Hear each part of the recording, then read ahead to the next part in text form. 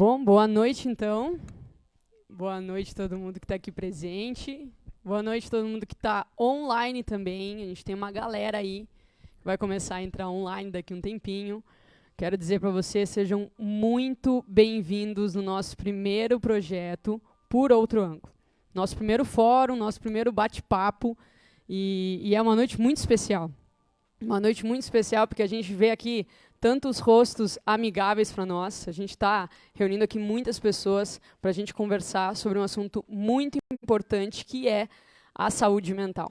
Então eu quero pedir a ajuda de vocês também e a paciência, porque eu tenho muitos recados aqui para dar nessa noite. Muitos recados. Então vamos lá. Primeiro, então, agradecer, né, cada um que está aqui, cada um que pôde estar aqui, despender um tempinho aí. O pessoal também que está online, vão entrando, vão se sentindo à vontade. A gente vai ter aqui uma noite muito bacana, de muita conversa, e eu quero convidar vocês principalmente a perguntarem. Então vão preparando perguntas, vocês têm aí os bloquinhos para anotar. O pessoal também que está em casa vai anotando aí na nossa live, nos nossos recados, vai mandando mensagem, vocês estão livres para isso, e eu quero sim que vocês participem, porque, na verdade, essa nossa conversa ela não é só um fórum com nós quatro aqui. E sim é um fórum para todos nós. Todos temos a oportunidade hoje de participar. Então fiquem muito à vontade nessa noite. Para continuar então com os recados, esses bloquinhos que vocês receberam, que vocês têm em mãos, a gente tem um sloganzinho ali, e quando a gente abre ele, a gente tem um QR Code. Se vocês acessarem esse QR Code, tem todas as informações sobre quem nós somos, que eu acho que é muito importante a gente saber disso também, projetos nossos que já foram feitos, e também o que é o nosso Fórum Por Outro Ângulo. O nosso Fórum por Outro Ângulo, ele começou faz uns meses já, que a gente tem trabalhado, que a gente tem conversado, e a nossa ideia inicial foi trazer assuntos do nosso cotidiano para que a gente pudesse conversar e, de fato, ter várias visões por outro ângulo. Então, a gente tem aqui pessoas com experiências, com caminhadas e com muito subsídio para falar sobre esse assunto. Vai ser o nosso primeiro projeto, a gente vai ter outros, então por isso que eu peço para vocês, fiquem ligados também nas redes sociais, fiquem atentos hoje, porque daqui a alguns meses a gente vai trazer outros assuntos que também são de extrema importância para nós conversarmos. Quero também agradecer especialmente a amigos nossos que estão aqui hoje. Quero agradecer ao presidente D'Ambros, que está aqui com a gente, veio também nos prestigiar aqui nessa noite. Nossa querida amiga tão especial, a vereadora Marisol, também que está aqui junto hoje, e todo o pessoal, os trabalhadores da Câmara aqui, o pessoal da comunicação, o Thales, o Fábio, que puderam estar aqui com a gente hoje. Então, é muito importante para nós hoje também ter a presença de vocês aqui e contar com vocês nessa noite tão especial. Mais um recado, pessoal, tem um coquetelzinho ali atrás. Quem também tiver com fome durante a nossa conversa, quiser uma aguinha, fiquem à vontade, podem levantar e podem se servir lá atrás também. Então é isso. Acredito que eu tenha conseguido lembrar de tudo, anotar tudo. E quero começar, então, apresentando aqui hoje os nossos convidados. Começar aqui com a vereadora Estela Balardim. Muito obrigada, Estela, pela tua presença. A Estela, que é professora de séries iniciais, estudante de serviço social e eleita vereadora mais jovem da história de Caxias do Sul. Também é presidente da Frente Parlamentar em Defesa da Saúde Mental, motivo pelo qual a gente convida ela para estar aqui conosco, conversando sobre isso, né, Estelinha? É um prazer te ter aqui com a gente hoje. Muito obrigada. Também com a gente aqui, Priscila Knapp, graduada em Psicologia pela FSG e pós-graduada em Psicologia Social. 4 anos de experiência como psicóloga institucional e atuando também com crianças e adolescentes em acolhimento. Há 3 anos, trabalha como psicóloga clínica através da abordagem cognitiva comportamental. Todas essas informações, pessoal, estou precisando ler, porque é bastante informação, né, Pri? Mas muito obrigada também pela tua presença, sinta à vontade aqui hoje. E agora, para continuar, então, esse bate-papo, para me ajudar também a mediar, nosso querido pastor Alberto. Obrigado, pastor, por estar aqui. Ele que vai estar auxiliando a gente nessa conversa, né, entre a vereadora Estela, entre a Pri Knapp, que é a psicóloga, e também ele que tem uma caminhada, tem tanto a contribuir com esse assunto nessa noite. Quero já passar a palavra para ti, pastor, para te começar aí o nosso fórum, e se sinta à vontade também nessa nossa casa. Muito bom, Vicky. Uma oportunidade, né, que a gente tem de estar junto para poder falar de um assunto tão relevante nessa noite e que um assunto que ele sai dessa sala e abrange a humanidade toda, né? Todo ser humano acaba ficando acometido em algum momento de algum tipo de transtorno, de algum tipo de variação mental em algum momento da nossa vida, ou eu diria em vários momentos da nossa vida. Mas eu estou muito feliz de poder estar aqui para aprender, para também dar a contribuição com aquilo que eu tenho entendido. E eu quero desafiar vocês também, porque quando a gente veio para um ambiente assim, né, que é um ambiente de exposição, né, e aí eu estava conversando até aqui com as minhas colegas aqui, e eu perguntava para elas, como é que vocês estão nervosas, estão tranquilas? Não, a gente está meio nervoso aqui, a gente está... E a gente fica assim mesmo, né? Eu lembro do tempo que eu jogava, eu fui atleta profissional de futebol muitos anos. E sempre que eu jogava, depois eu já estava no final de carreira, quando eu ia entrar em campo, eu já tinha treinado, eu estava preparado, e a sensação é que ia dar tudo errado. E no fim dava tudo certo. Então eu quero te desafiar também a tu poder participar.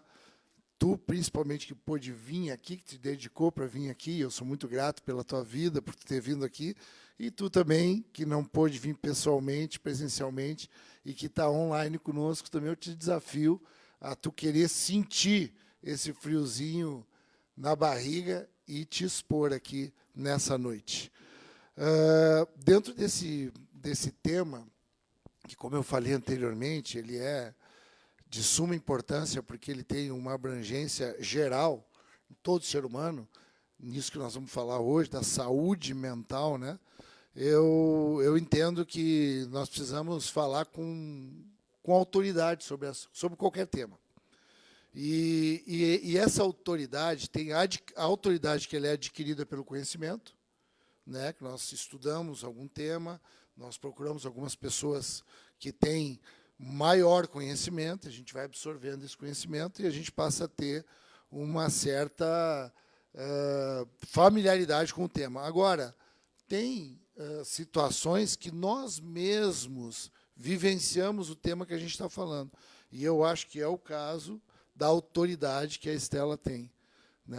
A Estela estou conhecendo hoje, pessoalmente aqui, mas já ouvia bastante falar através da Vicky, né? Uma amiga da Vicky. E tu tem autoridade, né, Estela, para conversar a respeito disso, e a gente queria te ouvir a tua experiência e ouvir também o conhecimento que tu tem a respeito desse tema. Então, uma boa noite a todas e a todos que estão aqui presencialmente, que estão nos acompanhando de casa. É muito importante nós estarmos falando sobre isso. Eu estava comentando que eu estou nervosa para falar, porque eu, estando à frente da frente parlamentar, eu normalmente medio as atividades, né? Eu fico no papel da Vicky e no papel do pastor. É a primeira vez que eu estou aqui enquanto uma das pessoas que vai falar sobre o tema. E falar sobre o tema, fazendo quase um ano de que tudo aconteceu, é desafiador para mim. Mas é importante também, porque eu fiz de tudo isso uma bandeira de luta, por entender que foi um processo que eu precisei passar para me compreender enquanto pessoa, para compreender as minhas limitações, para compreender as minhas motivações, para me compreender enquanto ser humano que tem capacidades, que tem não capacidades e que tem limites, né? E a gente se coloca, muitas vezes, numa sociedade que cada vez mais pede de nós um trabalho exorbitante, pede de nós que a gente se doe o tempo todo para tantas coisas, que a gente, às vezes, acaba deixando de lado coisas importantes como cuidar de nós mesmos, né? Então, no início do ano passado, no final de fevereiro, eu tentei suicídio,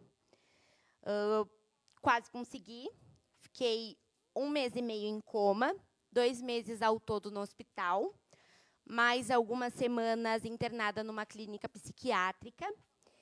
E foi um processo muito difícil, principalmente porque foi um processo no qual eu não entendia que eu estava mal. Eu não estava visivelmente deprimida. Eu não me via visivelmente deprimida e as pessoas que estavam ao meu redor não me viam visivelmente deprimido. E eu fui diagnosticada, eu já tinha sido diagnosticada um pouquinho de tempo antes com bipolaridade. Eu estava num momento de euforia, que é um processo da bipolaridade. A gente tem os momentos de depressão e a gente tem os momentos de euforia. E eu estava em um dos momentos de euforia. E o momento da euforia ele tem justamente essa característica. Tu está 1000% ali, tu está bem, tu está fazendo, tu está acontecendo, tu está com energia. E era justamente com essa energia que eu estava. Mas não era uma energia boa. Só que por não entender e por não estar em condições de querer entender aquela condição clínica, aquele diagnóstico que eu tinha recebido, eu não entendi a minha doença. E acabou chegando ao ponto que chegou. Eu acabei tentando suicídio. E eu poderia não estar aqui hoje dando esse relato para vocês. Eu poderia não estar aqui hoje continuando com o meu mandato parlamentar. Eu poderia não estar aqui hoje ao lado da minha família.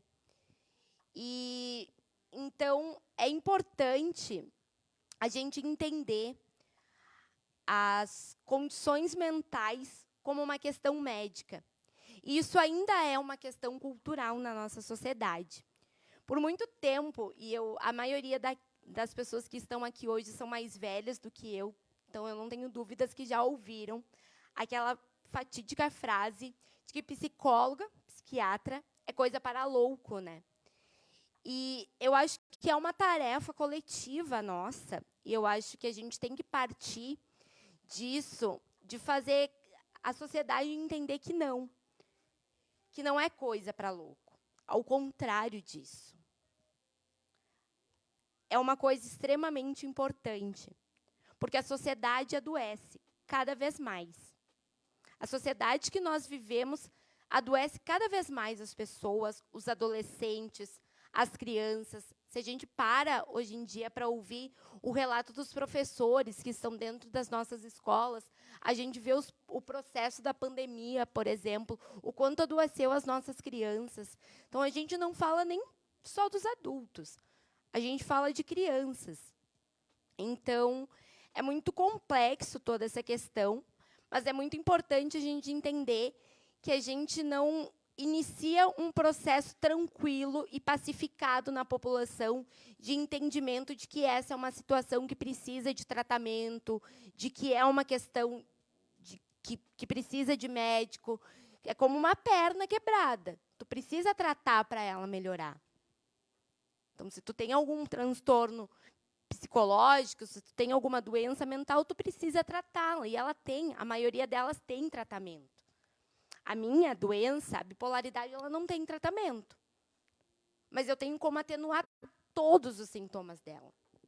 Hoje em dia, já tomo um remédio faz mais de 6 meses. Eu vivo normal. Nunca mais tive crise. Não tenho mais crise de ansiedade, não tenho mais crise de pânico. Eu tenho uma vida normal. E fazia muito tempo que eu não sabia o que era ter uma vida normal. Eu já nem sabia mais que o que eu tinha não era ter uma vida normal. Então, eu acredito que é isso que a gente precisa mostrar para as pessoas. É possível ter uma vida normal. E, às vezes, elas não estão tendo. Só que daí a gente entra em outra questão. E, como eu sou a parlamentar da mesa, eu acho que eu preciso trazer essa questão para a roda. Eu acho que a parte mais da psicologia eu vou deixar para a nossa psicóloga falar. E eu vou falar a questão da política pública, que é uma questão importantíssima. O meu tratamento, durante todo o processo que eu enfrentei no ano passado, ele foi pelo SUS, mas, atualmente, o meu tratamento ele é particular, e eu sei o quanto custa isso. Se algum de vocês que está aqui já necessitou ou faz terapia, espero que todos façam, porque é muito importante, inclusive para quem não tem nenhuma doença, a terapia ela é importante para todas as pessoas, porque a gente precisa de um acompanhamento, porque a gente tem as nossas dores, a gente tem os nossos pesos, a gente tem os nossos desafios diários, e a gente não tem que lidar com tudo isso sozinho, com a sobrecarga do dia a dia sozinho. A gente sabe que isso tem um custo. Os remédios, eles têm um custo. E, infelizmente, uma grande parcela da população não tem condições de arcar com esse custo. E, portanto, se torna responsabilidade do Estado arcar com isso, para que a população tenha o direito de receber o tratamento que merece e que necessita. Muitas vezes por uma questão de sobrevivência, como foi o meu caso. Eu não garanto que, se eu atualmente não me tratasse, não teria acontecido de novo. E vamos supor que eu não tivesse condições e não tivesse conseguido pelo SUS. O que poderia ter acontecido? Então, eu quero trazer aqui o número de uma lei, a Lei 10.216, do dia 6/4/2001, que fala que a política pública de saúde mental é de responsabilidade do Estado e que o Estado deve ser responsável pelo desenvolvimento das ações para as pessoas que sofrem de algum transtorno de saúde mental. Mas a gente sabe que, infelizmente, mesmo essa lei existindo há pouco tempo, mas há um tempo relativo, desde 2001, ainda não é efetivo. A gente ainda tem uma oferta pequena de psicólogos nas nossas UBSs. A gente ainda tem uma fila de espera grande. A gente ainda tem um número pequeno de oferta de medicamentos. Então, não são todos os tipos de medicamentos que são ofertados. E, atualmente, a gente fala de medicamentos que causam muita dependência. E os medicamentos que causam menos dependência, eles são mais caros, mas eles são melhores para a população, porque a população ela não se torna refém daquele medicamento, e a gente não quer uma população refém de um medicamento, da indústria farmacêutica, né? A gente quer que uma população saudável, uma população que se trate, que melhore e que vá viver a sua vida de forma saudável. E acho que tem outra questão que também trata da política pública, que é a questão da intersetorialidade. Quando a gente pensa nos demarcadores sociais, a gente tem que entender que a fome, que as condições de moradia, que a estrutura familiar, que os vínculos, tudo isso influencia na questão da saúde mental. Então, quanto mais fragilizado forem todos esses pontos, mais fragilizado serão as condições mentais desse indivíduo. Então, digamos Estela, desculpa, só para a gente poder frisar isso que tu falou, que eu acho que é de suma importância, né? Essas questões que é o entorno, né, exatamente. desse paciente, né? E eu queria voltar ali em coisas que tu falou, que eu acho que é também muito relevante. Primeiro, agradecer, né, pela tua coragem de tu poder estar falando a respeito de uma situação pessoal que aconteceu contigo, para poder estar orientando muita gente, né, que pode estar começando um processo assim, e também, quem sabe, não está se dando conta ainda, né, como tu referiu, que tu não te percebia onde tu estava, né? Mas tu falou a questão da ansiedade, né, que tu não sente mais agora ansiedade. E quando a gente fala, e aí eu queria já conectar contigo, Priscila, nisso que a Estela falou, porque uma das questões que a gente tem, que é muito séria quando se fala de saúde mental, é a ansiedade, né? Porque eu estava estudando ali que nos últimos estudos do ano da OMS, o Brasil é o campeão de ansiedade, né? E a ansiedade ela vai levando a mente do homem para outros transtornos, né? Como é que tu entende isso? Como é que tu trata isso clinicamente, Priscila? Bom, primeiro, boa noite. Então, acho que é importante que a gente só fazer uma ressalva quando a gente fala de ansiedade, porque tem a ansiedade natural e tem a ansiedade patológica, né? É importante a gente fazer essa diferenciação. A ansiedade natural é esse friozinho na barriga que a gente estava sentindo aqui antes de começar o nosso bate-papo, né? Ela é uma emoção humana. A gente vai sentir. É que nem raiva, medo, tristeza, enfim, faz parte de nós e ela tem uma função. A gente precisa dela, né? Só que quando ela fica desalinhada com a quantidade de ansiedade que a gente precisa, ela aumenta muito mais, e aí isso acontece por conta das nossas vivências, né, Estela? Essa situação, por exemplo, de o Brasil ser o primeiro país com o maior número de ansiosos no mundo, né, se deve muito à questão de alguns pontos que até a OMS traz, que é a violência, enfim, tem várias questões que implicam nisso, né? Então, quando a gente pensa numa ansiedade mais alta, ela já beira ali a patologia, né? Que é isso que faz com que a gente não consiga, por exemplo, ver possibilidade de solução de problema. Uma pessoa que tem uma ansiedade mais alta, ela foca no problema e, muitas vezes, aquele problema ou aquela situação que ela está vivenciando acaba se tornando muito maior do que realmente é. Né? E, enquanto profissionais da saúde mental, o que a gente precisa é fazer com que essa pessoa reflita a respeito do que ela está vivenciando. Né? Bom, fulano, esse problema tem solução? Né? Não sei se vocês já viram aquelas imagens de... Tu olha por um ângulo, é uma imagem... Ilusão de ótica. Tu olha por um ângulo, é uma imagem, e se tu olha por outro, é outra. Nossa mente ela funciona mais ou menos dessa forma. Se eu focar só na situação ruim, só no meu problema, só em determinada vivência que eu tive, e não fazer esse exercício de olhar por outro ângulo, as chances de aquilo ir tomando uma proporção muito maior ao ponto de eu já não enxergar mais esse outro ângulo é muito grande. Né? Então, uma pessoa com ansiedade ela vai apresentar também, com ansiedade patológica, né? Ela vai apresentar, por exemplo, distorções cognitivas. Então, tem muitas pessoas que vão para o lado, por exemplo, de olhar e imaginar o pior cenário possível. Né? Não sei se já aconteceu com vocês, comigo já aconteceu, de eu sofrer por antecipação por uma situação, por exemplo, que no final das contas acabou se resolvendo, que era muito mais fácil do que parecia. Mas na minha mente ela toma uma proporção diferente, né? Então, mais ou menos nessa linha que a ansiedade funciona.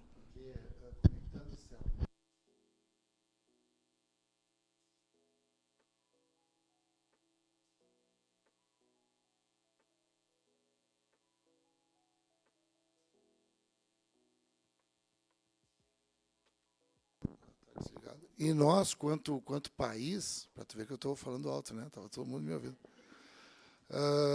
Nós, quanto país, quanto Brasil, nós não teríamos, por exemplo, motivo para ser ansiosos externos, como país que tem terremoto, como países que tem um clima exacerbado para um lado ou para outro lado, guerras, né? Então, a gente não tem. Então, qual é o problema? E aí, quando eu estava vendo, uma das questões da ansiedade é que ela se dá prioritariamente, é quase 10% da população brasileira que tem esse problema de ansiedade. E, sobretudo, a maior parte desses 10% são crianças e adolescentes. Então, eu concluo com isso que, na verdade, nós temos um país infantilizado.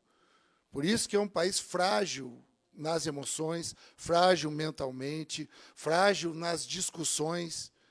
Aqui, a gente está aqui sendo recebido por vocês, aqui, né, nessa casa do povo, que é uma casa do governo, da onde as discussões elas redundam aqui em orientação para a população. Né? E aí, nesse sentido, Estela, como é que tu enxerga assim, nessa questão a nível de Brasil, mais propriamente dito, né? E também a nível de região, de Caxias, nessa questão cultural que tu citou anteriormente, como é que nós estamos nos preparando para nos envolvermos de forma madura em discutir as nossas diferenças? Então, eu acho que a gente está evoluindo em relação a esse debate da questão da saúde mental, inclusive porque a gente não pode mais fugir disso. Quando a gente vê os números que são apresentados, quando eles nos batem a porta, a gente não tem mais para onde correr. E é com muito pesar que a gente fala isso, né? Porque seria importante que não tivesse chegado a esse ponto para a gente fazer alguma coisa. Acho que tem medidas que seriam importantes nós tomarmos.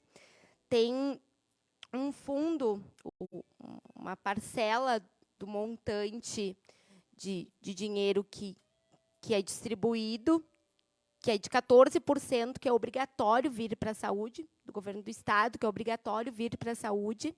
E existe uma proposta que, desses 14%, uma parte desses 14%, daí, obviamente, tem que ter um cálculo, um estudo, uma parte desse valor, ele seja para a saúde mental. Então, eu acho que é importante ter isso.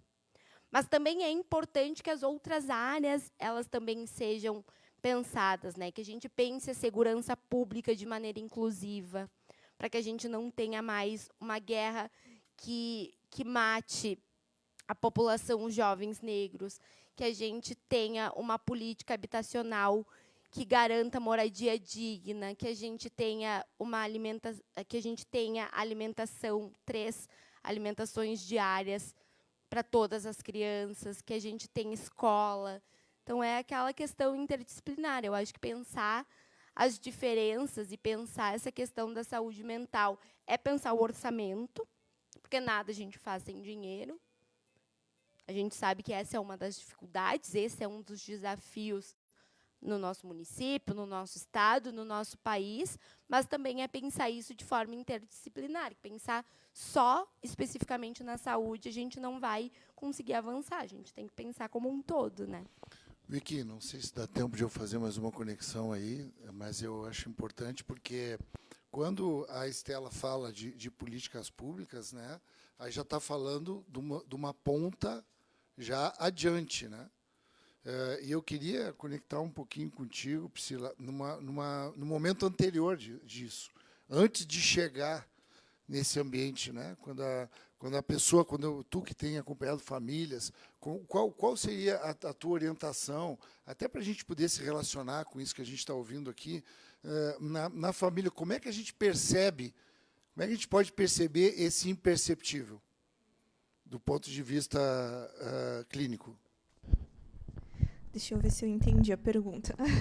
Vocês me dão um desconto, porque já é noite e eu estou grávida e, às vezes, o baby tira um pouco da minha capacidade. Mas tu diz no sentido de, antes de precisar acessar uma política pública de saúde mental, por exemplo, a gente olhar ali para o local de origem dessas pessoas.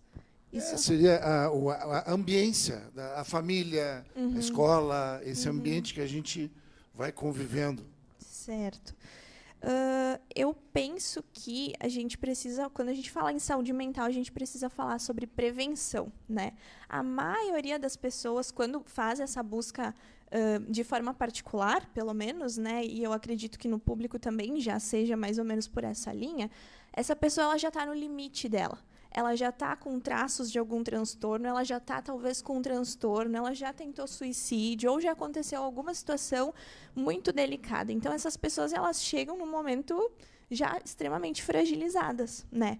E aí, eu preciso, olhando para a questão da família, do lugar de onde essas pessoas vêm, né? A prevenção pode começar a ser feita lá, desde que a criança é criança, né? Nós não somos ensinados a olhar para as nossas emoções, a falar sobre as nossas emoções. Às vezes a gente está se sentindo mal, não tá, né? Enfim, não sabe nem dizer qual é o nome daquilo que a gente sente. Então, acho que o inicial é isso, né? Poxa, eu estou me sentindo ansiosa. Quando eu aprendo a nomear, é mais fácil eu identificar o que me gerou aquilo, né? Bom, se eu estou ansiosa, então alguma coisa aconteceu, ou eu pensei algo, ou eu passei por algo que gerou essa ansiedade.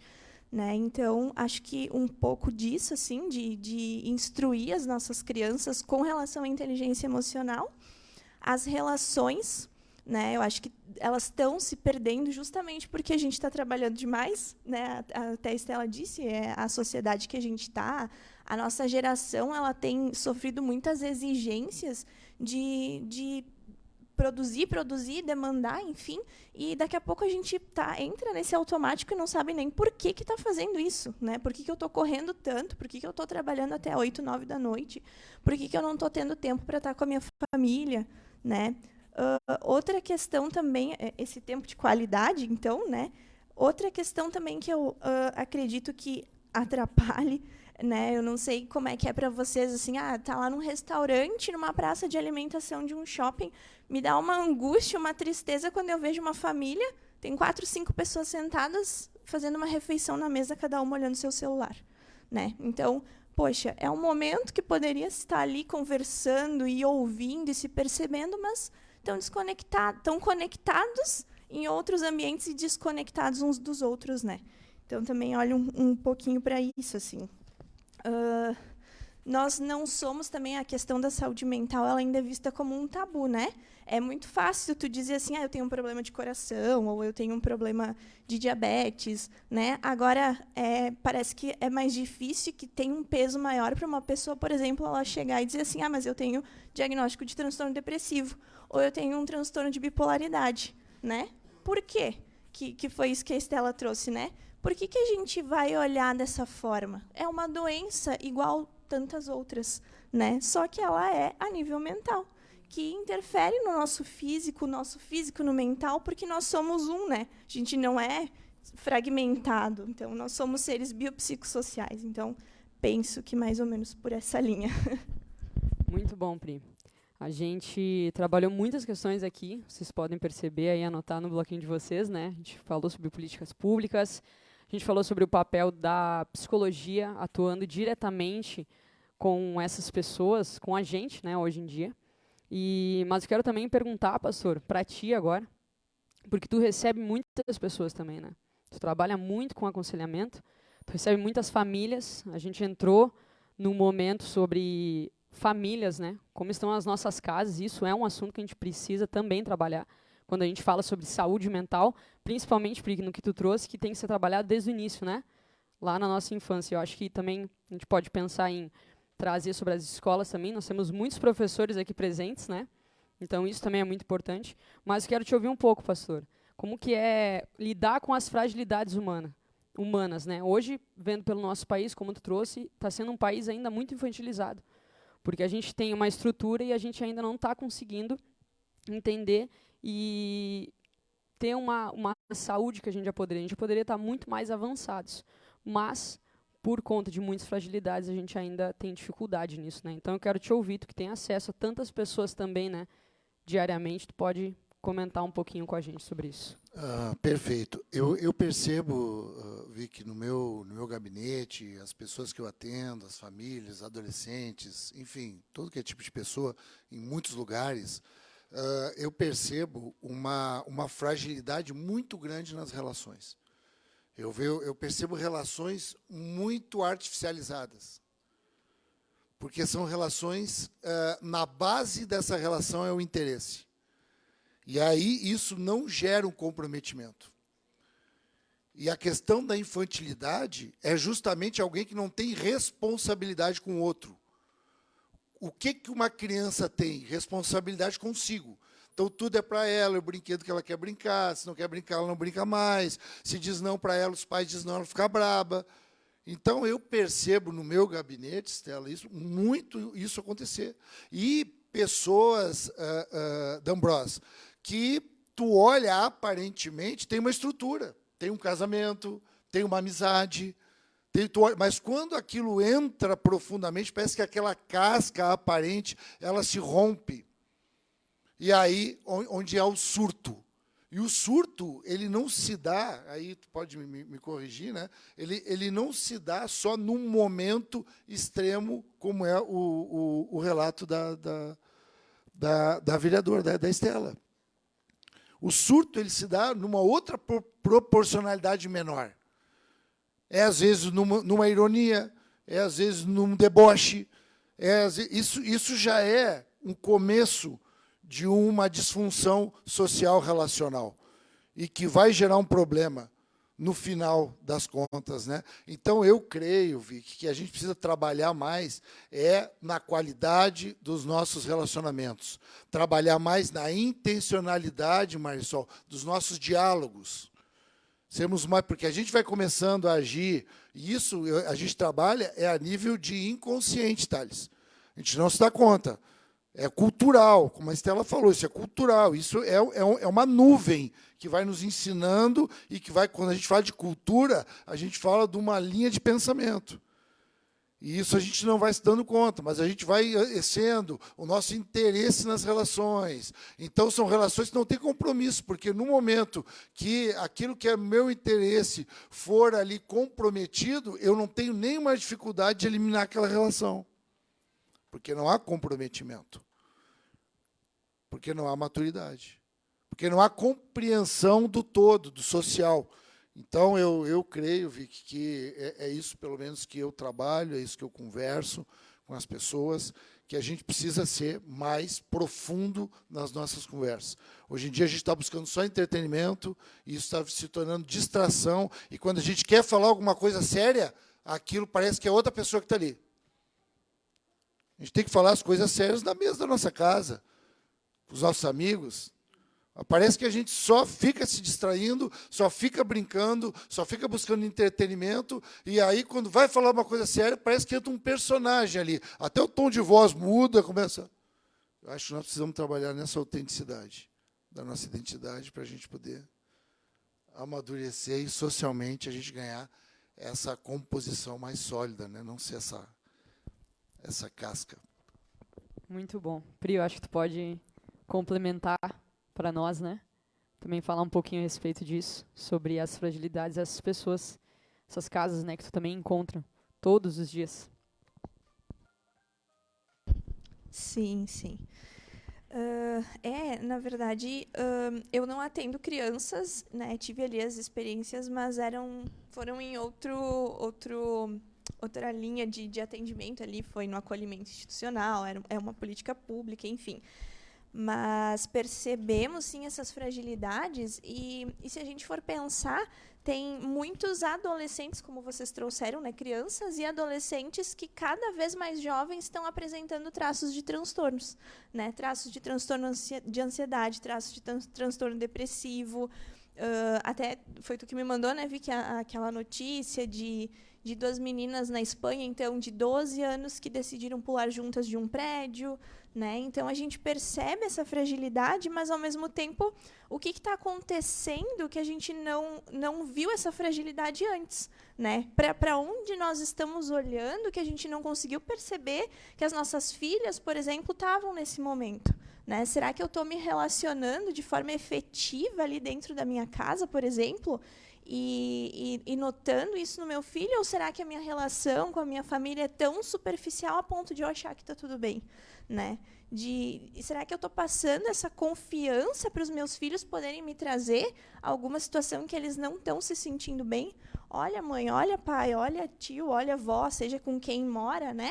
Eu estou me sentindo assim, pensei em me jogar aqui do prédio. Será que a gente dá essa abertura para que essas pessoas sintam, nos vejam como essa rede de apoio? Ou será que a gente afasta, até mesmo sem notar, essas pessoas de nós, né? Então, acho que o ponto é que, muitas vezes, tanto essa rede de apoio também precisa ser cuidada para poder cuidar, né?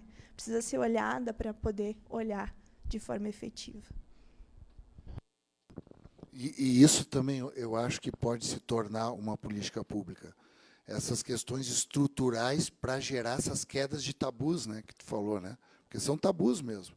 Não é questão, imagina, para uma criança pegar e dizer que está com vontade de se matar, primeiro tem que ter construído intencionalmente, de forma trabalhosa e responsável, dedicada, uma conversa para falar sobre sexo.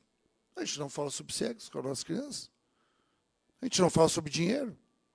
São tabus, né? A gente não fala sobre dinheiro. Como é que se faz uma administração econômica, doméstica? A gente não fala.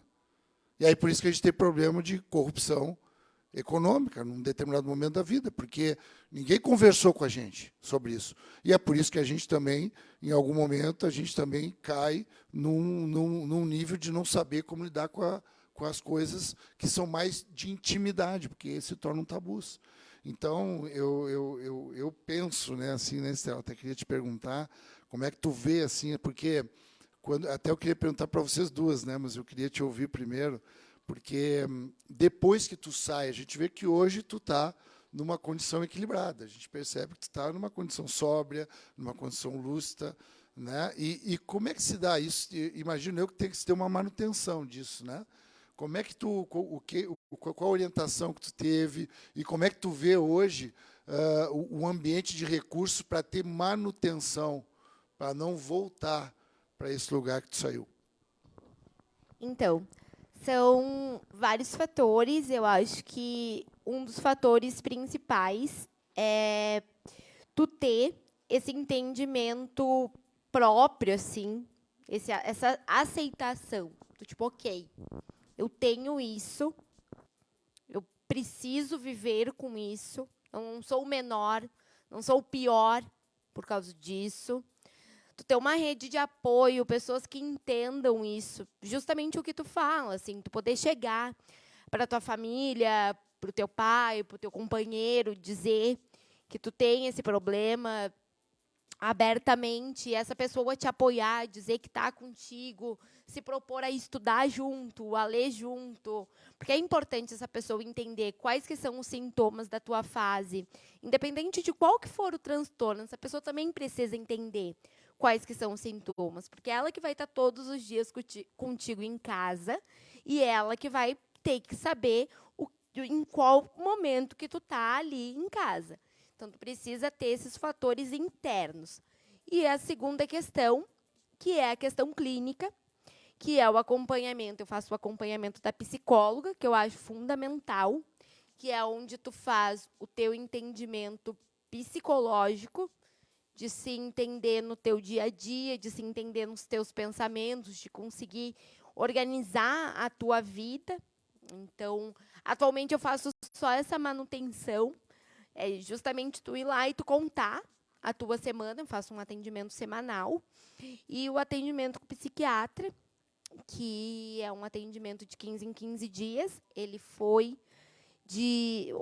passou de uma vez por semana para 15 em 15 dias, e faço uso da medicação.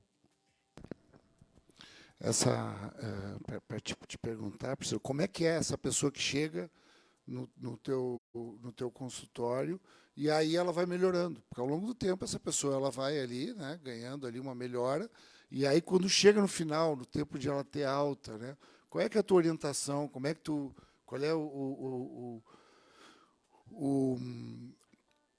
prático dela depois de sair dali? Porque, por exemplo, na minha experiência, né, o que eu não quero fazer? Eu não quero que aquela pessoa fique presa em mim o resto da vida. Não quero que aquela pessoa fique no meu gabinete 10, 20 anos. Não, eu preciso, né, se ela fizer isso, há uma incompetência da minha parte. Ou até uma crueldade de querer centralizar em mim algum tipo de fragilidade, de vulnerabilidade. Então, eu preciso ali trabalhar, investir, andar junto, tentar identificar, acompanhar, e aquela pessoa sair dali como um elemento de acolhimento, como eu fui para ela. Aí, dessa forma, eu acho que eu coopero com essa sociedade gerando maturidade. Como é que funciona clinicamente? Na verdade, quando a gente fala da psicologia, tem abordagens diferentes, né? Vou falar aqui da TCC, que é a cognitivo-comportamental, que trabalha muito com essa questão de alta mesmo, né? A ideia da TCC é a gente poder treinar, digamos assim, o paciente para que ele se torne o próprio terapeuta. Justamente porque eu estou ali uma vez por semana, uma vez a cada 15 dias, e essa pessoa ela vai precisar lidar com a vida, com os problemas, com o que acontecer, sozinho, né? Ali ela tem 45, 50 minutos da semana ou da quinzena que ela vai trazer as situações pontuais e a gente vai discutir sobre isso, né? Geralmente, que nem eu comentei, eles chegam para atendimento quando eles já estão no limite. Olha, eu já estou nesse estado, eu não consigo mais dar conta sozinho. E aí, num primeiro momento, eu faço um acolhimento inicial de, ok, vou deixar essa pessoa chorar mesmo, trazer o que está sentindo. Não tem como fazer intervenções muito efetivas no início do tratamento, mas à medida em que ela vai colocando aquilo para fora, né? Talvez é a primeira oportunidade que essa pessoa tem de trazer de fato aquilo que ela está sentindo, né? De colocar aquilo tudo para fora. Feito isso, a gente começa a olhar para o funcionamento daquela pessoa, tá? Então, enquanto seres humanos, temos alguns padrões de pensamento, né? Então a gente começa a identificar os padrões de pensamento dessas pessoas. Então nas relações tu padroniza, tu notou que tu tem esse pensamento padrão. É verdade, nunca tinha notado. Então tu vai questionando essa pessoa, porque até então ela não consegue fazer isso sozinha. Ela não consegue olhar para as situações que ela está vivendo e poder olhar por esse outro ângulo e questionar aquilo, né? Bom, será que eu preciso me preocupar tanto com isso? Será que eu preciso olhar para isso de determinada forma? Será que não tem outra possibilidade de olhar para essa situação? Né? E aí, à medida em que eu vou trazendo alguns conceitos, vou psicoeducando essa pessoa, ela vai criando essa consciência de conceitos também, de como é que a mente dela funciona, e a partir daí as sessões começam a ser muito mais ela falando e já se dando conta das coisas. Então eu trago primeiro os conceitos, ela tendo aquilo, né, que é a autoridade do conhecimento que tu trouxe. Então eu já sei por que eu funciono dessa forma, né? Então ela mesma vai se dando conta de muitas coisas sozinha. À medida em que as queixas iniciais foram sendo supridas ali, né? Ela foi aprendendo a administrar cada vez melhor aquelas situações. Bom, fulano, olha só, acho que estou te vendo melhor, né? A gente acorda em conjunto assim a possibilidade da alta. E aí a gente trabalha com os medos com relação à alta, né? Tá, se eu te liberasse hoje, quais medos que tu tem? O que tu acha que pode vir a acontecer que tu não vai conseguir administrar sozinho? E aí a gente trabalha com essa prevenção caso essas situações aconteçam, né? Muito bom. A conversa está muito boa, mas o tempo está passando muito rápido também, né? E então eu já quero abrir para perguntas do pessoal da plateia. Quem quiser perguntar, pode ir levantando a mão. Já tem uma mão lá atrás levantada.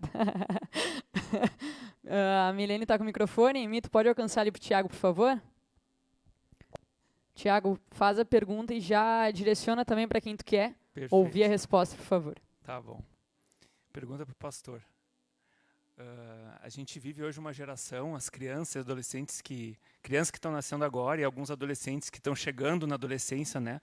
Nasceram já há um tempo. A gente está vendo uma geração muito que chama geração aquelas inconstantes, geração que são intolerantes, já nascem com o tablet e o celular embaixo do braço. E a gente pensa, né? Quem é que deu o tablet e o celular? Para a gente poder refletir, né? E aí, em cima do que o pastor falou e que a Priscila trouxe dentro desse treinamento, achei interessante, Priscila, isso trouxe do treinamento. Qual seria, pastor, a estrutura do diálogo? Voltando antes da política pública. Pensando, a gente tem adolescentes agora em casa, crianças nascendo, e são crianças que já estão nascendo com esse imediatismo. Qual a estrutura do diálogo de uma família para lidar com essas crianças, sendo que nós, como pais responsáveis, falando como pai de uma adolescente, semeei isso, né? Instiguei esse adolescente, estou instigando essa criança a se tornar essa criança imediatista. Qual é a estrutura? Como é que eu lido com isso, pastor? Deixa eu só, pastor, antes de tu responder, dizer que não são só perguntas, tá? Comentários também são muito bem-vindos e válidos. É isso. E a gente pode responder junto aqui também, né? Nós somos uma equipe aqui. Eu acho que isso também está dentro, Tiago, das políticas públicas, porque isso nós temos que pensar de forma mais ampla, né? Porque a estrutura da família é só o núcleo de algo amplo, de uma cidade é uma família, um país é uma família, o Estado é uma família, pelo nível de comprometimento uns com os outros e o nível de responsabilidade. Por isso que a gente precisa amadurecer, né? Então, essa estrutura de diálogo, qual é a estrutura de diálogo? É a estrutura de tu fazer as coisas intencional, sentar, ter ali um tempo agendado. Nós temos tantas agendas, nós temos tantas coisas, nós não temos mais tempo para nada, né? Não temos tempo para nada. Tempo é dinheiro, essas coisas todas. Então, nós precisamos entender como prioridade isso. Mas isso é alguém que tem um nível de responsabilidade muito maior do que só trazer uma provisão para dentro de casa. É alguém que quer mesmo, porque nessa conversa, e é uma conversa que ela não é muito sistemática, é o simples fato de sentar para conversar. As coisas vão saindo numa conversa. Nós sentamos ali, D'Ambrosio, né? Eu, tu e o Thales, numa conversa que nós não queríamos sair mais. Se não fosse o Thales nos correr ali da sala, nós tínhamos ficado lá. Por quê? Porque a gente estava... Não é verdade, estou brincando. Nós estávamos conversando e aquela intencionalidade, a gente começa a se relacionar com aquilo que está sendo falado. E aí aquilo vai andando, e tu vai começando a conhecer. Então, a estrutura dinâmica, que eu acho que é isso que tu perguntou, Tiago, é tu te preocupar com o outro.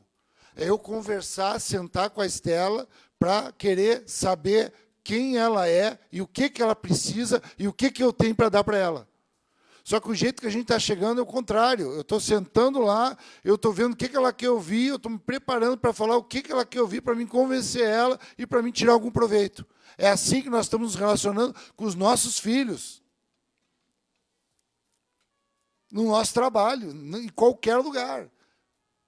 Então, eu acho que é isso que nós precisamos agora inverter, né? E aí que eu acho que entra uma política pública, né, que tenha pessoas preparadas para fazer esse trabalho que, num primeiro momento, até ele se tornar natural, a gente vai ter que primeiro trabalhar de forma sistemática. Muito bom. Já temos dois aqui na... Eu só quero fazer um comentário, que depois eu tenho que pegar meu irmão e aí eu não posso me atrasar muito, mas primeiro agradecer o convite, dizer que até hoje eu não consegui decorar o nome da filha do pastor. A Taena. Taena. Tá, mas ela é uma queridona, tudo bem.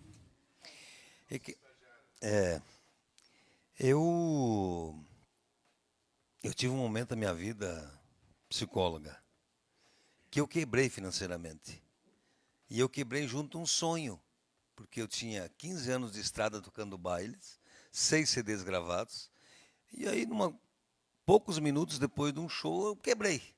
E aí me deparei com família sem recursos para comprar material escolar para os filhos. E aí, síndrome do pânico. Bom, mas tem uma família boa, tinha bastante amigos, tinha saúde, fui trabalhar e me virei. Mas aí um amigo me deu em vez de me emprestar dinheiro, me deu um curso. E eu fui nesse curso. Quem palestrava lá era um deficiente visual. E aí eu nunca mais esqueci do que ele falou. E é por isso que serviu para a minha vida e pode servir para muitas pessoas. Que a gente precisa se afastar dos pessimistas. Se afastar dos pessimistas. E foi o que eu fiz. E parei de reclamar. E fiz de tudo para trocar os pensamentos ruins por bons. Agora, isso aconteceu comigo, porque eu tinha estrutura, eu tinha família, amigos. Agora, e as 34 mil crianças que estudam nas 83 escolas municipais, que precisam de 50 mil refeições por dia. E as mais de 30 famílias que hoje vivem com menos de meio salário mínimo em Caxias do Sul. Então, nós que estamos aqui, nós ainda temos a forma de buscar melhorar a nossa vida, mas nós temos uma sociedade que, na minha concepção, a escola ela precisa mas muito mais atenção, com turno integral, com muito mais a família participando. Eu fui presidente do CPM de escola, eu escutei horrores de mães que trabalhavam e não podiam dar atenção para os filhos, que não viam os filhos fazer uma semana.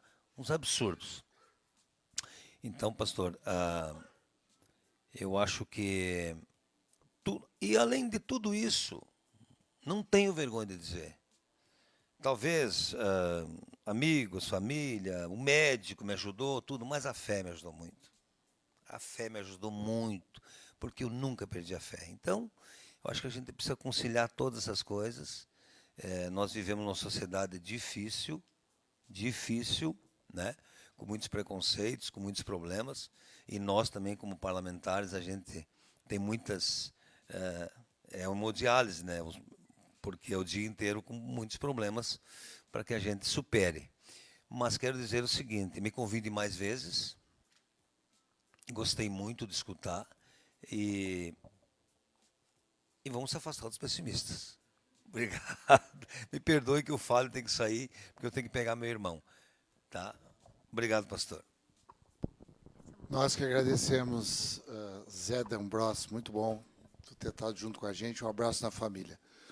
Mas é isso, e uma das coisas, já conectando, Estela, com o que o Tiago perguntou, porque o desafio é tu lidar com as individualidades, né? Com as particularidades. Tu vê, com o D'Ambrosio foi de uma forma, com outra pessoa é de outra forma. Então, isso denota mais trabalho, denota mais tempo de convívio, para a gente poder descobrir qual é a necessidade individual daquela pessoa que é única, né? Bom, então, eu queria falar sobre a minha experiência, né? Que quando eu tinha, acho que uns 11 anos, né, mãe? Eu não sabia o que estava acontecendo comigo e simplesmente eu estava mal. Eu não sabia o que estava acontecendo comigo. Eu era adolescente e foi começando a piorar, piorar, piorar e a gente não sabia o que estava acontecendo.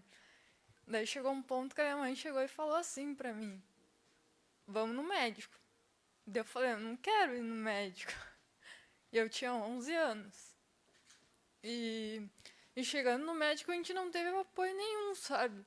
Tipo, a médica olhou pra mim e disse assim: você está aqui ocupando um lugar de uma outra criança. Tipo, sendo que não dando importância para aquilo que eu estava sentindo. Ela falou: tu tá anêmica e tal, mas assim, ela não soube acolher de forma nenhuma, assim, o que eu estava sentindo. Então, simplesmente, a gente não tem apoio nem na parte do SUS, nem quanto na parte privada, né? Que foi quando a gente foi, que foi de noite, assim, né, particular, tu pegar e ouvir de uma pessoa isso, tipo, tu não sabia o que tu fazia da tua vida, assim, o que pensar, os teus pais não sabiam para onde te levar, porque eles não sabiam o que estava acontecendo contigo e nem tu sabia o que estava acontecendo contigo. Então tu não teve apoio de ninguém, assim, tipo, de primeiro início, tu não sabia o que tu tinha. E a pessoa que podia te orientar, tu deve ir procurar tal pessoa para te ajudar, não teve a capacidade de te orientar. Então, acho que isso é muito importante. Aquilo virou meio que um trauma, porque toda vez que tu vai no médico, tu pensa assim. Toda vez que eu vou no médico, foi assim. Independente de eu estar com problemas psiquiátricos ou problemas meus mesmo, né? Porque já passei por cirurgias e tudo mais.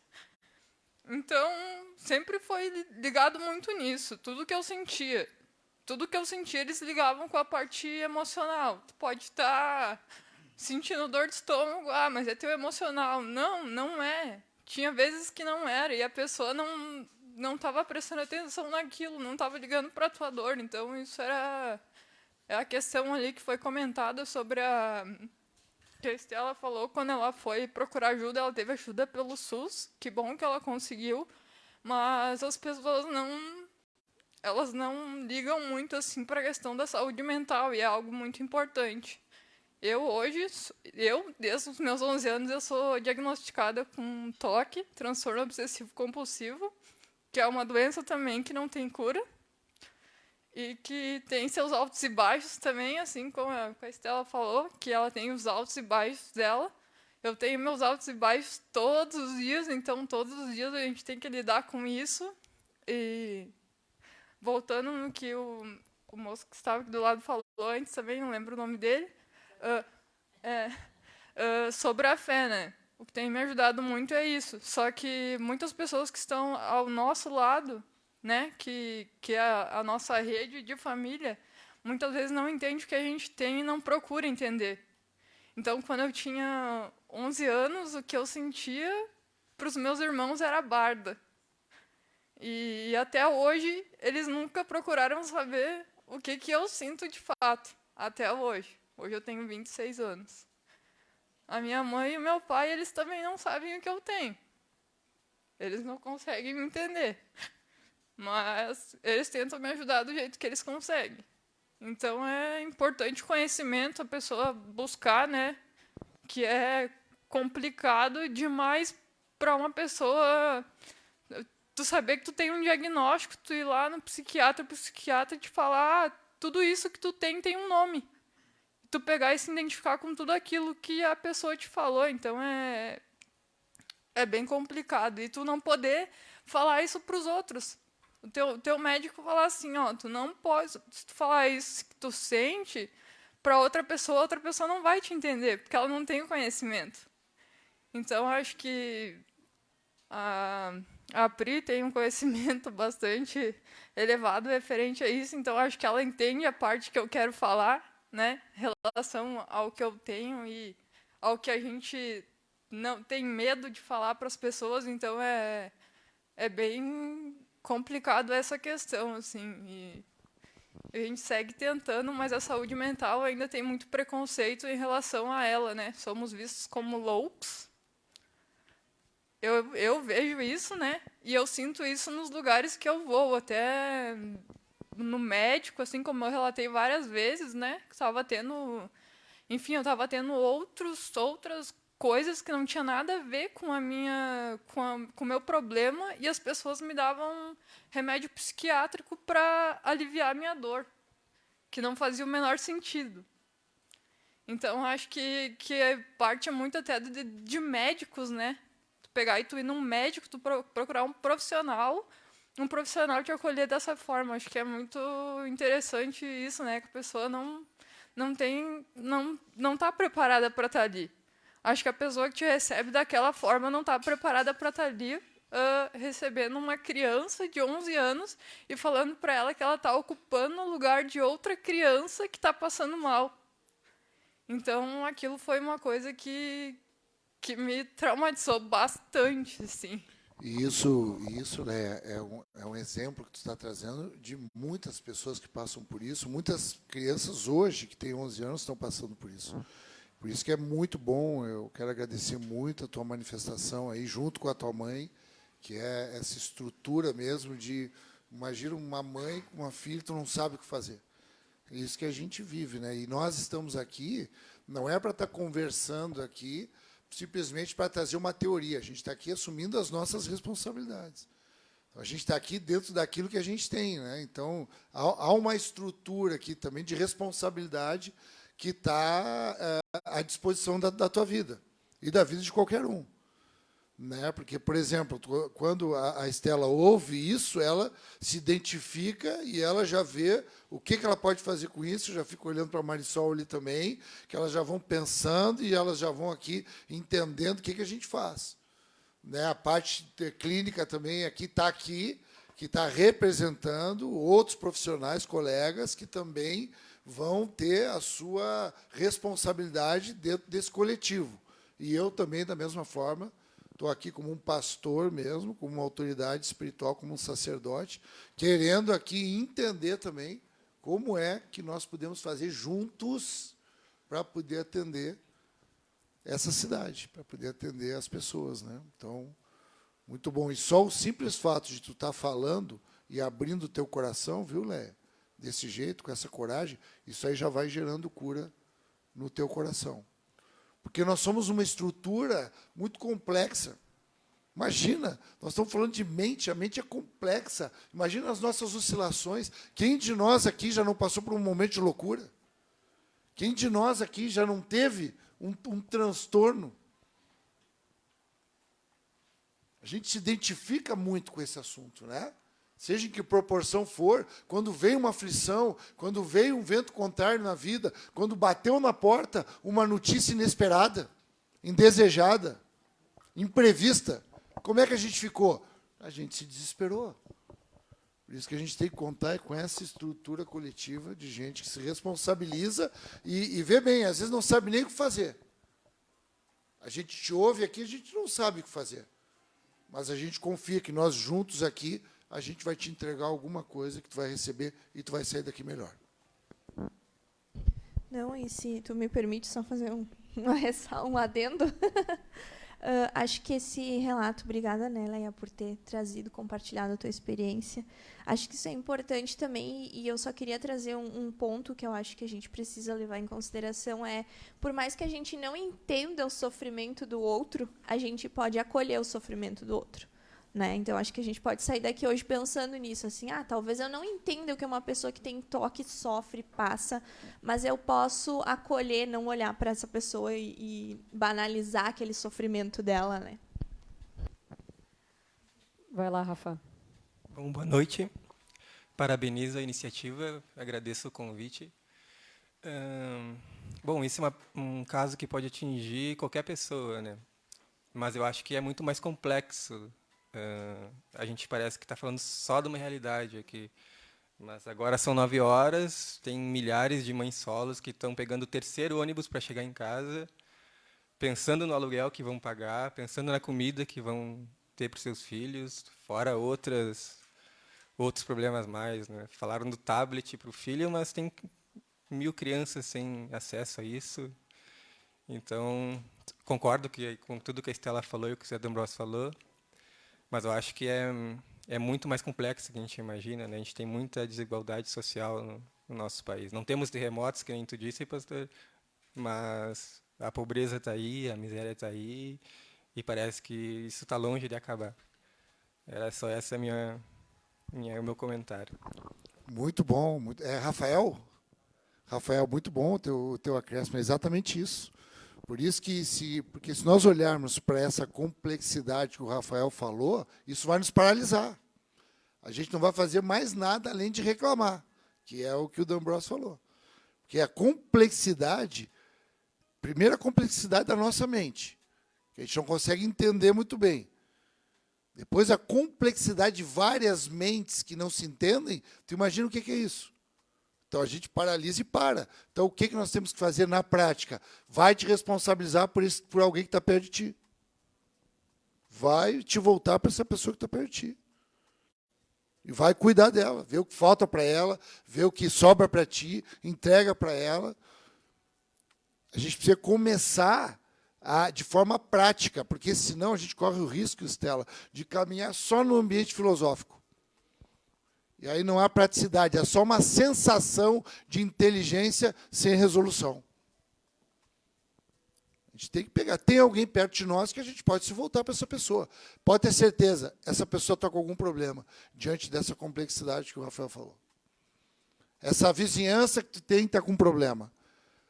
A tua parentela está com problema. Tem problemas ali. E tem muitos problemas que tu, que também tem problema, tu pode entrar na solução de alguém, assim como alguém vai entrar na tua solução. Então, acho que é por aí. É muito bom isso, pastor. E Estela e Pri, porque a gente teve exatamente o nome desse fórum hoje. A gente teve muitos ângulos aqui, diversos. Então, a gente teve a situação de alguém que foi acometido por uma situação, teve 100% de acesso ao SUS. Quer perguntar? Tá, pode deixar. Te chamo sim. E ao mesmo tempo a gente teve a situação da Leia, que não teve o mesmo acompanhamento, não teve o mesmo sucesso, talvez. Ou não. Mas a gente se encontra aqui hoje. Então eu vejo hoje uma oportunidade, da mesma forma que o Rafa está falando, tem muitas coisas acontecendo ali fora. Muitas coisas acontecendo dentro de nós hoje também. A gente pode ter vindo aqui, pode ter sido muito mexido na nossa mente. Pode ter lembrado de situações que a gente não lembrava mais. Ou pode estar pensando em situações que ainda estão acontecendo com a gente. E que a gente está se questionando, meu Deus, será que eu estou procurando ajuda? Ou melhor, será que eu estou ajudando, sendo esse auxílio também para alguém? Tem momentos que a gente não consegue ser. Mas aí que a gente vai encontrando essa ajuda, né? Então é muito importante ouvir cada um de vocês e a gente poder discutir sobre isso. Porque é exatamente o que está faltando e que a gente estava falando. Conversa. Conversa simples. Perguntar como é que está, perguntar como é que foi o dia. Isso são coisas simples que fazem a diferença no nosso dia a dia. Então, por isso que é muito importante ouvir tantos lados, né? E vai lá, Rafa. Pergunta aí para nós, por favor.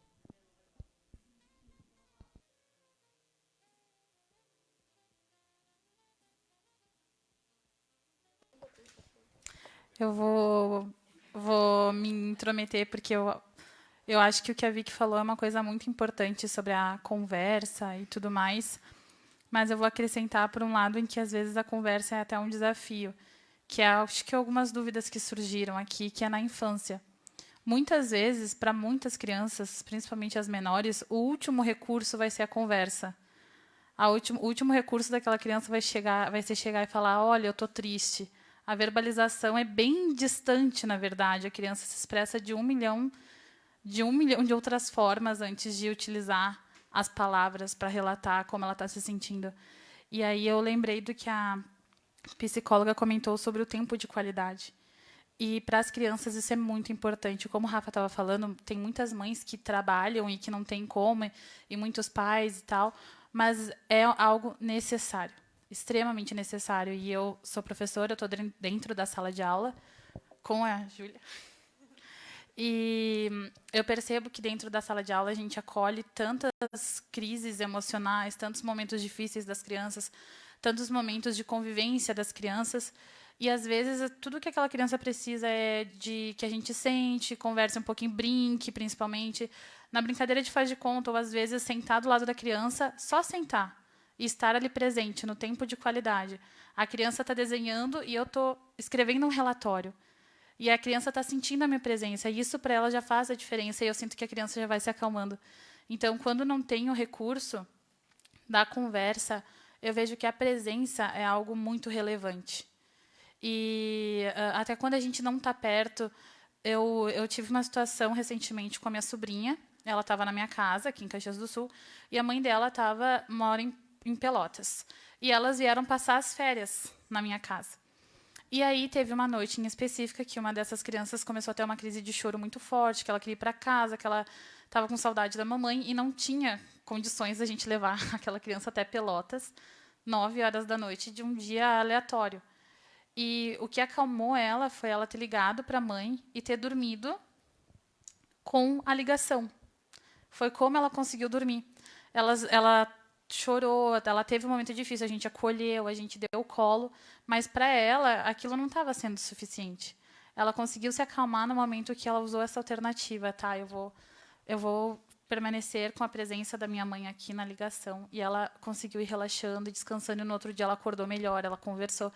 Então, eu percebo a presença assim como um recurso bem importante também, bem interessante. Muito bom, Bi. Obrigado pela contribuição de vocês também. Só para ressaltar, Rafa, eu vou passar para ti, mas a gente já vai encerrando também, para não passar muito do horário. Tá bem? Então, Dá tempo. Vamos lá. eu queria falar um pouco sobre a empatia, porque eu passei por umas coisas bem parecidas com a Estela, assim, só que eu passei um pouco antes dela. Eu tenho transtorno de borderline diagnosticado, TDAH, transtorno de ansiedade e depressão. É um mix ali, né? E quando eu passei por tudo que a Estela passou, não foi tão forte quanto, mas foi muito difícil para mim, porque eu não entendia nada. E foi bem parecido, porque eu meio que tive o diagnóstico e deu uma semana do diagnóstico, eu não estava entendendo nada e eu acabei tendo uma tentativa de suicídio. Diferente da Estelinha, eu não fui para o SUS, fui para o particular, então eu tive um auxílio muito grande, que toda vez que eu tentei pelo SUS eu não consegui. Na UPA, assim, eles, quando tu vai, eles julgam muito. É uma coisa assim bem complicado, bem pesado, que né, a moça disse ali. Eles te julgam, eles falam, tu está pegando o lugar de alguém que precisa muito mais. O que é uma saúde mental? O que é um problema mental? Isso não é problema, porque é um problema que a gente não vê, a gente só sente. É uma coisa que sofre muito preconceito ainda, né?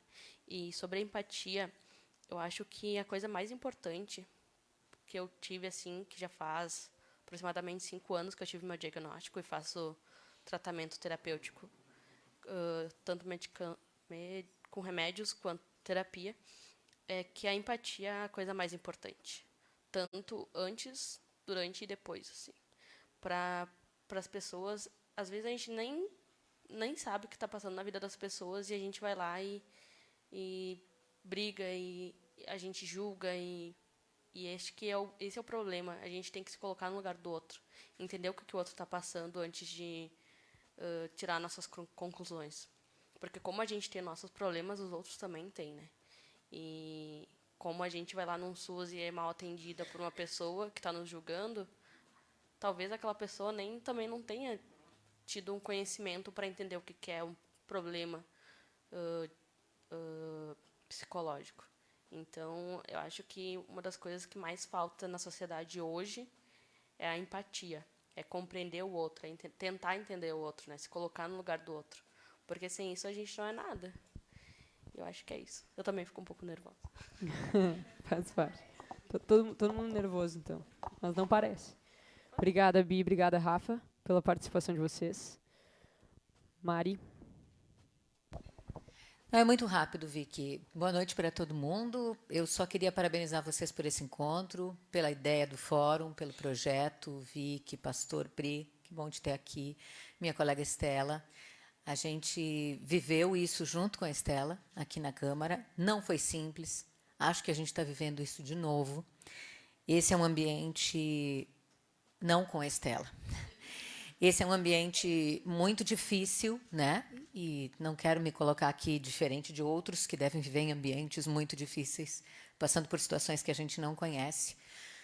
Mas a forma como a gente vive aqui e convive com dificuldades, com problemas, com pressões, com egos, com vaidades, nos complicam, dificultam muito o nosso dia a dia. Então, a gente precisa estar muito fortalecido, sim, né? Eu faço terapia há 2 anos. Sensacional. Eu ouço a Priscila falando e fico pensando, é exatamente, né, Pri? Às vezes eu chego e já digo para ela, olha, eu fiz, estou feliz da vida comigo porque eu consegui, porque eu já sei o que eu devia ter feito como eu fiz. E aí o que eu quero dizer é que a gente precisa, eu acho que isso, Rafa, né?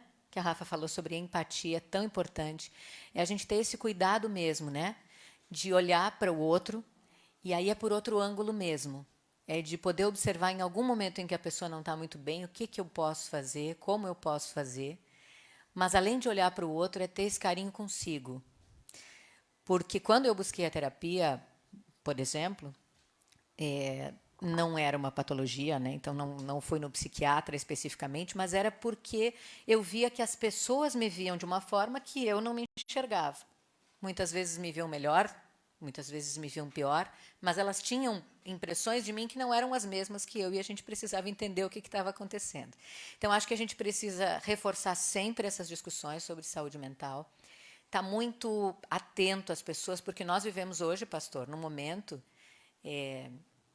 mundial em que a gente se acha no direito de falar das pessoas, não das palavras, das ações, mas da pessoa, de um jeito que a gente não tem noção do quanto invade, do quanto machuca, do quanto prejudica. Então, acho que isso tudo é uma mudança de visão que a gente precisa fortalecer. E quando a gente olha por outros ângulos, como é o objetivo desse projeto sensacional, a gente vai conseguir ver de uma forma diferente. Então, muito obrigada por essa oportunidade que vocês estão nos dando para ouvir histórias, para pensar nessas histórias e na nossa forma de olhar para os outros, mas muito da forma de olhar para a gente também. Que eu acho que é isso que faz a diferença. A gente olha melhor para as outras pessoas, percebe, consegue acolher, quando a gente tem um pouco mais de segurança sobre os nossos sentimentos, as nossas emoções. Obrigada, Mari. Obrigado pela tua contribuição, participação. E vamos para a última pergunta da noite, contribuição do Thales. Por favor, a princípio. Só vou falar porque a Marisol falou. Não, que é isso. Agradecer a oportunidade e, como a Marisol e a Estela estão por aqui, o presidente D'Ambros também passou por essa casa.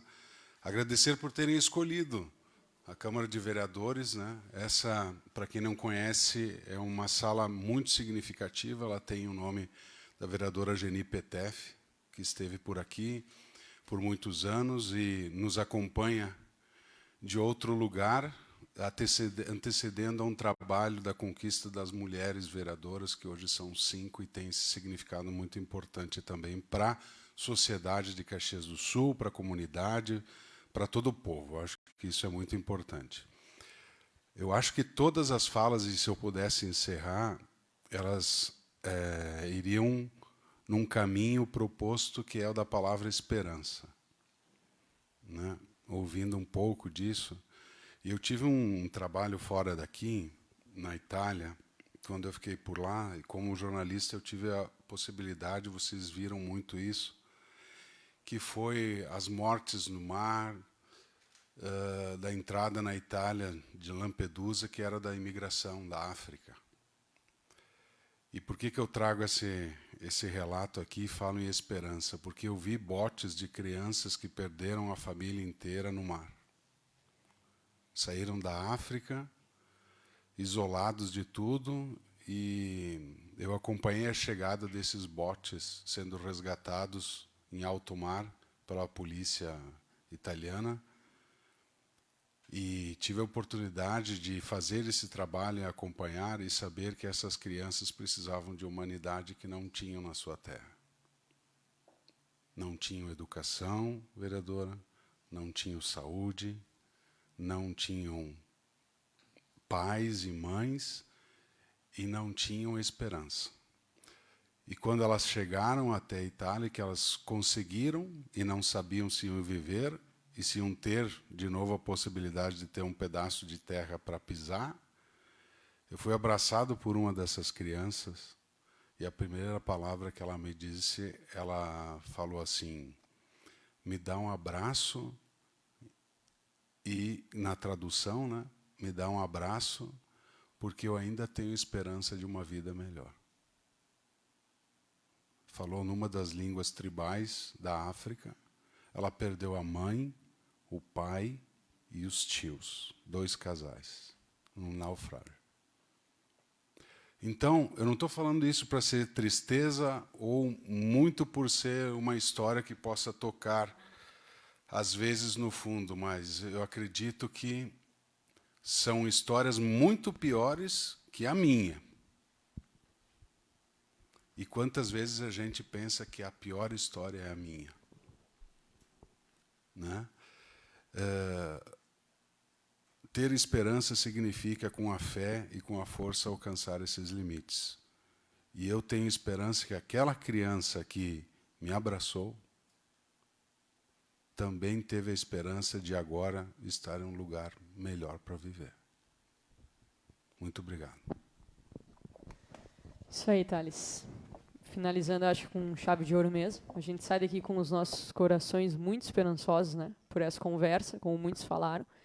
E acho que mais desafiados a nos tornar responsáveis pelos ambientes que a gente está inserido, né? Muitos ângulos aqui a gente viu hoje, e assim como um triângulo ele de fato eles também vão se ligando e vão se tornando uma coisa só. Então eu quero me despedir de vocês, nos despedir aqui. Antes de finalizar, eu quero que as gurias lá de trás, nossa produção, entregue aqui nosso staff. Boa. Entregue aqui para as nossas convidadas, Estela e Pri, uma lembrancinha, um agradecimento especial por vocês terem feito parte disso. Foi, sim, uma noite muito especial, de muita esperança para nós. E eu despeço vocês aqui, agradecendo a casa, a Câmara, por ter nos dado a oportunidade de estar aqui com essa sala e falar sobre isso, sobre esse assunto tão importante. E dizer para vocês também que nós vamos ter outros fóruns com outros assuntos. Em breve a gente vai divulgar datas, horários, e que vocês estão mais que convidados também para participar. Boa noite para vocês que estão em casa também, e esperamos o nosso próximo encontro.